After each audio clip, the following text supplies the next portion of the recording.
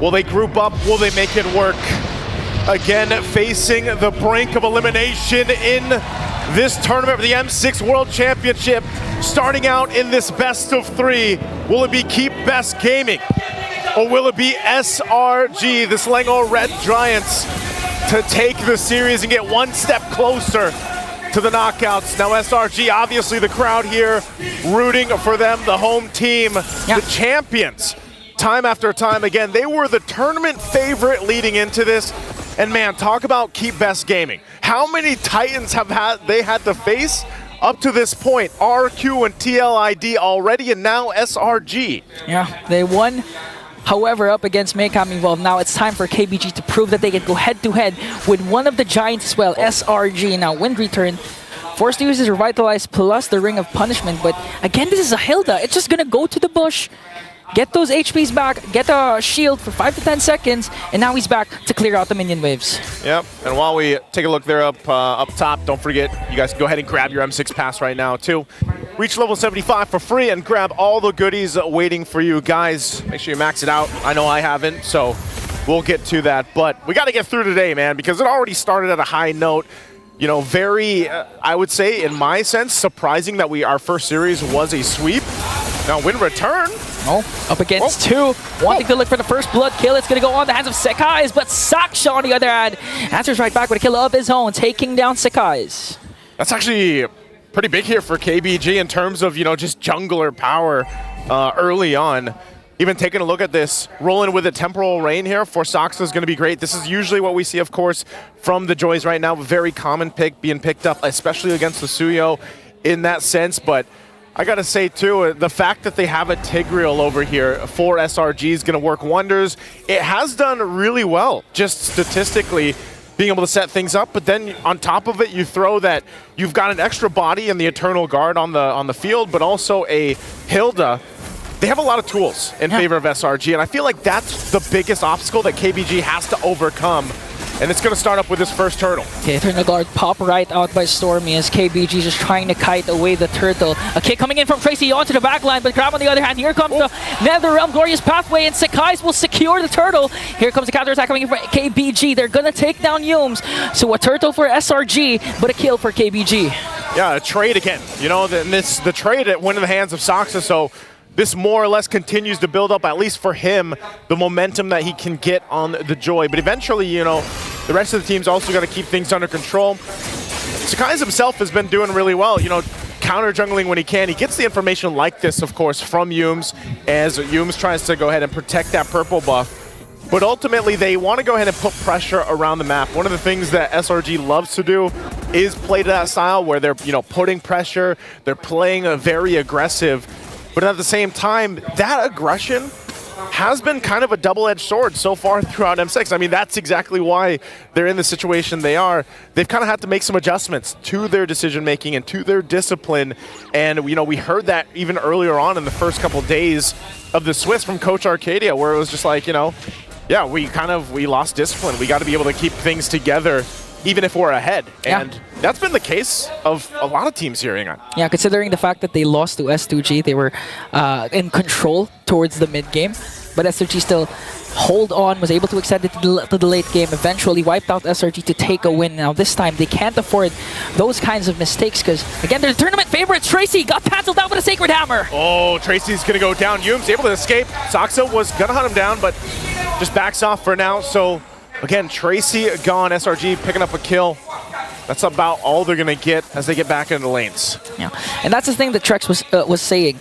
You know that Tracy is going to look for those initiations, so realistically, he's going to be out of the vicinity of the NetherRealm. Yeah. So how can you save Tracy, your main initiator, if you can't reach him, and at the same time, heads up play for Yumes actually to use the Sacred Hammer to make sure the kick is not going to connect, but this time it does! There's the kick, running the target. Yumes going to go in, dash in. Glorious Pathway already dropped down too.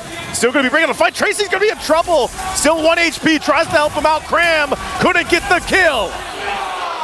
But Saksha does bring down Karam, and KBG finally. That clash was in their favor. The turtle has not yet started. And this is the over-aggression that SRG is really known to commit mistakes on. Again, going back to their first game up against S2G, these were the times that their opponents capitalized on their over-aggression. That's what they want to do here. Looks like it's going to just be ignored for now until they reset. They get to the turtle. Innocent does grab that tier 1. So first one of the game going down. And they'll play around some of the macro decision they have. Win return. Again, Kram too deep there. Connects the Way of the Dragon. Get bursted down by 4. But Selangora Giant still not starting the turtle. So another kill onto Kram. They did, however, trade for the top lane turret. And considering that Innocent has a mystery shop, he's gonna eventually reach his power spike early on if KBG doesn't manage to contain Innocent Nathan. This is where you really have to capitalize on the fact that Saksa already has this kind of lead, this many kills early on, and he should be able to be enough of a damage threat, towards that back line of SRG. The hard part is, again, getting through Yumes, and even this Eternal Guard to an extent. I think that's why Tracy is also, he's kind of facing this obstacle and really can't find that window that he's looking for. As that second turtle gets grabbed and secured by SRG, you can see where they're starting to focus. Good return, though, up top. That's a trade objectively. Turtle for the tier 1 up top. So they try to even things out. Nothing too crazy. They're just trying to clear out the lanes at this point and hold on to what they can in terms of turrets. Now the question for KBG is, how do they play around this portion? We've seen this so much, Ingan, where teams trade for objectives, they trade even kills, but then how is that transition into that mid to late game for them? And can they adjust from there? Because they're looking to make a play down here on bot. They already used the conceal, but it's going to get spotted out. Yeah, SRG was all ahead of the play that KBG was planning to make. And I do like what Kram has been doing. Although he's 0-2-2, he's just trying to go for the backline, forcing KBG to group up. Tracy, though, on the other end, got bursted down once again by Sakai's. That was a quick kill for the Giants. You're seeing how much damage is already there. Overloaded now in the mid lane. Going to force him back a little bit more. Rhapsody from Lexi, he's going to have to wait. Oh, Wind Return! Wind Return is gone. Not going to be able to return from that. And that's a big pickup there for SRG. 2 kills plus the mid lane turret, exposing the base of KBG. And we all know that Saksha with the Joy is a scary, scary jungler when it comes, especially late game when it scales up. He did, however, start with a 4-0-0, but this might be the tempo break SRG is looking for up against KBG. And again, I like to go back to my point where in Kram, just really focusing his attention on the damage dealers, Saksha and Belexi, forcing KBG to group up. And even if they're forced to use that Nether Realm, it's not going to be used up against a huge 5v5 team fight. So that's a concept SRG is going with right now. At this point, too, SRG getting themselves that little lead. This is what I was talking about when I was saying, this transition from games where that mid to late, especially with the load up, again, the lockdown. Even onto Wind Return, they're not afraid to commit these kills. Here comes Shadow Stampede onto Kram plus the kick. They might be able to bring him down, though, where he comes Sakai's, though, on the other hand, Saksha onto the backline. Innocent forced to use the entropy in. NetherRealm is there to save the members of KBG, but Saksha, on the other hand, got slowed down by the weakness finder of Innocent. Even though he's a mobile hero, he can't escape the wrath of Innocent. A big pickup, too, for SRG. Now they're going to have to fight for the Lord. Sakai's will be able to get it. They force them back a little bit longer, but SRG gets a whole lot. Here's the conceal. Even with one Sacred Hammer, they were able to force out the Pure Run coming in from LMU. Look at the damage coming in from Innocent, though. Even forcing Wind Return to use the Revitalize. A lot of battle spells, a lot of skills have been expended, but no trade whatsoever for KBG. No trade at all for them, and this is where we do see KBG struggle. Now that there's point of the game, the Lord making its way, they're quite behind. Holy Crystal nearly there for Innocent. As soon as he gets that power spike at this point on the Natan is going to be huge. Already with the Starlium Scythe and Feather in Heaven, and right now they can have enough tankiness in the front line that they can probably force their way into these base turrets. Eternal Guard drop down. Okay, Wind Return drops down the Glorious Pathway. Yums, however, has the Flicker plus Implosion play. He knows that a lot of Purifies aren't there except for Belexi, but they're not going to force things out. The discipline, once again, of SRG to just maximize the Lord, go for the outer turret takedowns, and just eventually help Innocent get his power spike once again so that he can burst down any member of KBG standing in his way. Tier 2's going down, being worked on. Soxa will be able to hold on to that top one for now. The wave's still pushing in. It is good that they hold on to the shields. Was expecting SRG to actually collapse in and try to take those down at least. They could still play around it too. The thing is, the KBG is actually able to go ahead and clear things out decently well. The fact, too, that you have a Faramis, a hero we don't see pop up too often, has really been helping them out. It's more so just they are good at extending fights, you know?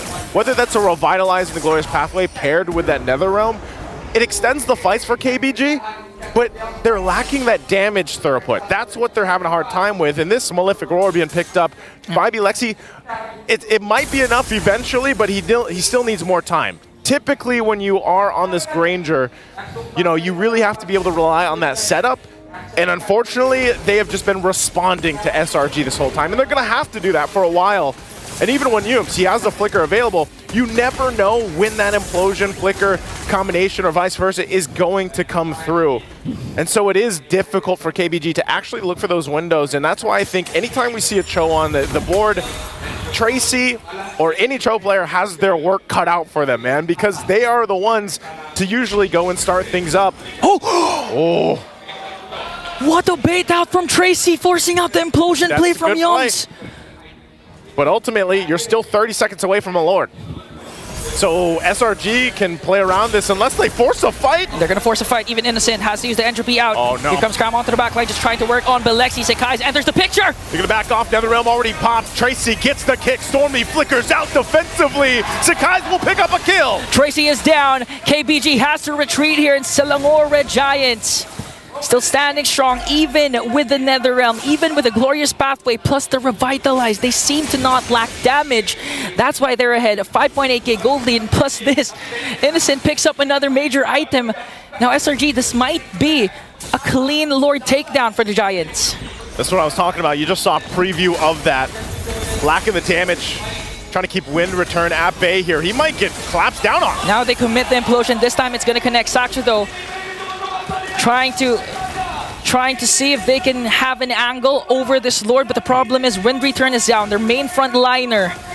Tracy still has his Way of the Dragon, can commit it and try to burst down someone, but Selangor Red Giants, again, the discipline of the MSC champions. Poor trade right now. Start up the Lord, they should be able to just go ahead and freely secure this. Cram will just post up, staring down any of that entry point that could come from KBG. So with that being said, SRG finds himself with a massive lead. And just even in terms of damage and tankiness alone, like even their tanky heroes that they have here are enough to withstand the major damage dealers from KBG right now.